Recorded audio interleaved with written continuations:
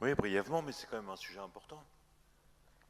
Je veux prolonger l'intervention de Catherine Morin-Desailly, où son engagement sur ces questions-là ne peut être contesté, mais elle a mis l'accent sur ce qui me semble être la malformation congénitale des politiques culturelles, l'absence de précision par le législateur des compétences des uns et des autres, et puis l'austérité qui s'est généralisée.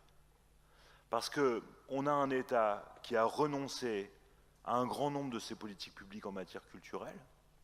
Ça a été dit sur le financement des conservatoires, on aurait pu aussi le dire sur les éléments de politique de préservation du patrimoine historique.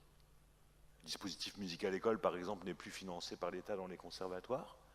Et puis par ailleurs, des collectivités qui ont été littéralement asphyxiées.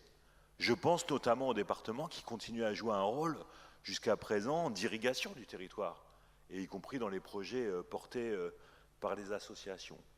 Et donc du coup, un État rabougri, un département asphyxié, et des intercos qui n'ont pas toutes fait le choix, je veux insister là-dessus parce que dans la détermination de nos politiques culturelles, c'est un élément qu'il faudra prendre en compte si on ne veut pas accentuer les inégalités territoriales.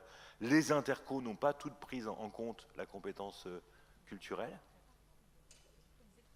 Et du coup, un vrai risque que la politique culturelle mise en place par la région se concentre, c'est déjà bien, sur le réseau des conservatoires, des scènes nationales et des politiques à dimension régionale, mais oublie un grand nombre de nos territoires. Et la loi NOTRe, comme dirait Martine Aubry, quand c'est flou, c'est qu'il y a un loup, la loi NOTRe n'a pas précisé quel était le chef de filate en matière de politique culturelle, et donc laisse à l'abandon une grande partie des politiques publiques dans ce champ-là.